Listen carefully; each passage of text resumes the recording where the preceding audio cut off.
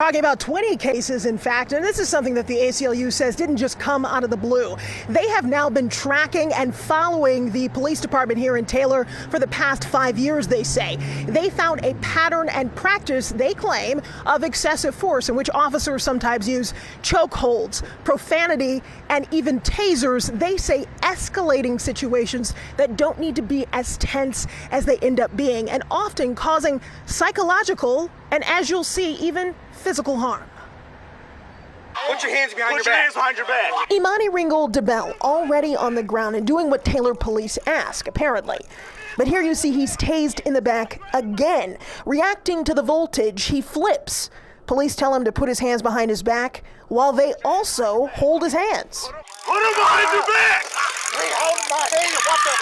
Put your hands behind your back! Imani's 2019 case, one of at least 20 out of the Taylor Police Department that the ACLU says were not only excessive, but totally unnecessary violence. Many beginning as mere traffic stops. In 2016, Calvin Jones was put in a chokehold and reportedly passed out. The ACLU filed a complaint with the Department of Justice asking the Civil Rights Division to immediately investigate the Taylor Police Department, claiming case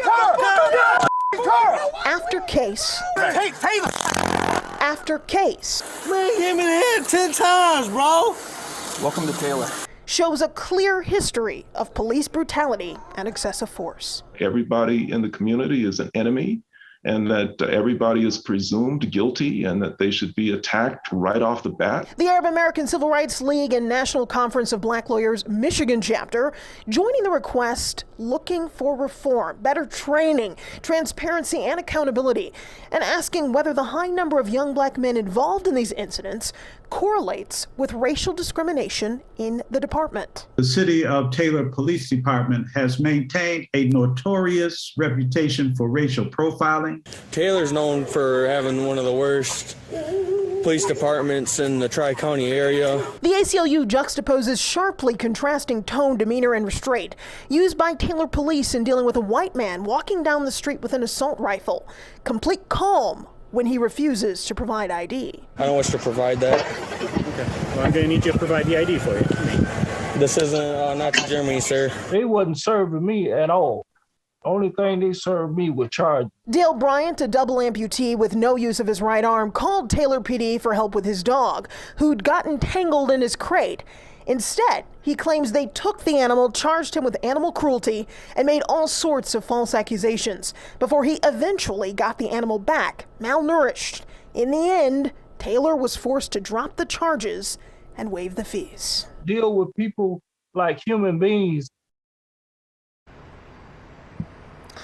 Now, we can also tell you that we reached out to Taylor Police, of course, to see what they had to say. They say they are going to cooperate with the Department of Justice and that they take all of these matters very seriously.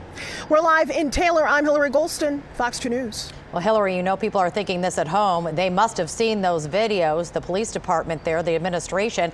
Why wasn't something done about this earlier? Yeah, I think that's a question that a lot of people are asking, including the ACLU and the organizations that have now joined them in asking the Department of Justice to investigate this. The most important thing to them is that they couldn't, according to them, get the kind of response that they needed from the Taylor Police Department, the city of Taylor, the attorneys representing them, and the prosecutor. So instead, they felt it was necessary to go to the Department of Justice to get some sort of recourse here, and that's exactly what they're doing.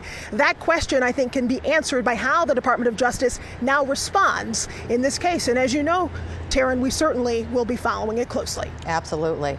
And that videos, as we know, really do make a difference. Hillary, thank you.